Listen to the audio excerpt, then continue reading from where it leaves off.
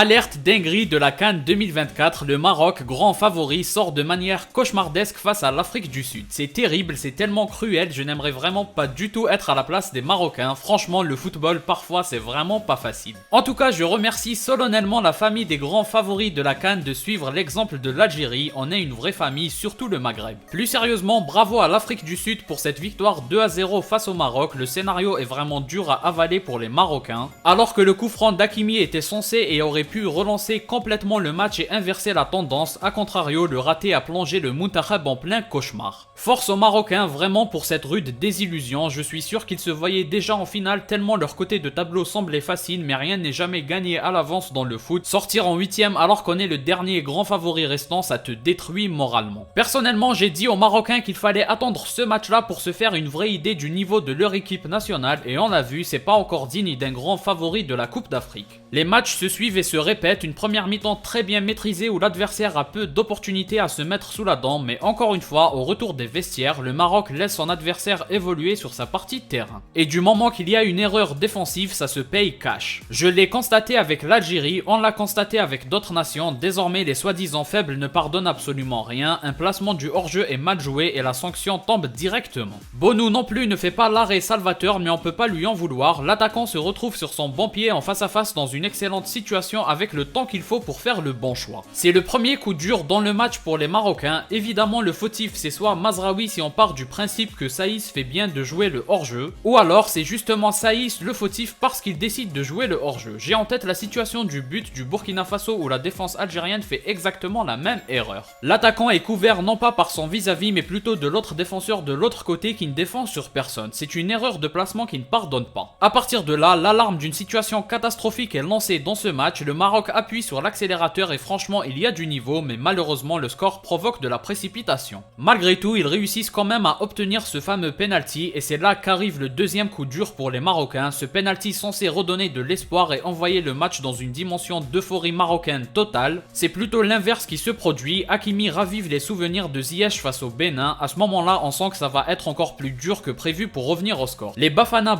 à l'instar des Ivoiriens ont l'impression d'être immortels, à partir de là bon courage pour éteindre leur plein de confiance. Évidemment, il faut en vouloir à Hakimi, c'est dommage et vraiment dur pour lui parce que ça va le suivre à vie et même toute sa carrière, mais personnellement je ne comprends pas pourquoi les tireurs s'obstinent à tenter des coups francs risqués où ils osent le tir à une hauteur considérable. Pourquoi justement risquer que ça se termine hors du cadre alors qu'on l'a très souvent vu avec d'autres tireurs lors de cette CAN justement. Sincèrement ça me dépasse totalement, prendre un tel risque sur penalty alors qu'un tir puissant et bien placé à rater a de très grandes chances de rentrer, c'est incompréhensible. Et même si le gardien choisit le bon côté, il peut quand même se faire battre, donc vraiment si j'étais à leur place, jamais de la vie je tenterais le tir parfait. Ce qui est sûr, c'est que ce sera très compliqué pour s'en remettre, non seulement pour Hakimi mais pour l'ensemble du Maroc qui va se croire maudit dans cette compétition. Enfin bref, vous connaissez la suite, c'est là qu'on atteint le climax du cauchemar. Amrabat est obligé de faire faute pour empêcher un éventuel 2-0, il prend un deuxième jaune amplement mérité. On se dit que ça mérite surtout un carton rouge et c'est là que la VAR intervient et l'image nous fait penser qu'il y a peut-être main, mais non, c'est l'horreur pour le Maroc, carton rouge direct. Le sélectionneur marocain Regragui parle de perte de temps mais le pire n'est pas encore arrivé. Mokoena claque un coup franc venu d'ailleurs en pleine lucarne, là encore pas de miracle de Bonou, on est définitivement en plein cauchemar côté marocain et le bonheur est total pour les Bafana.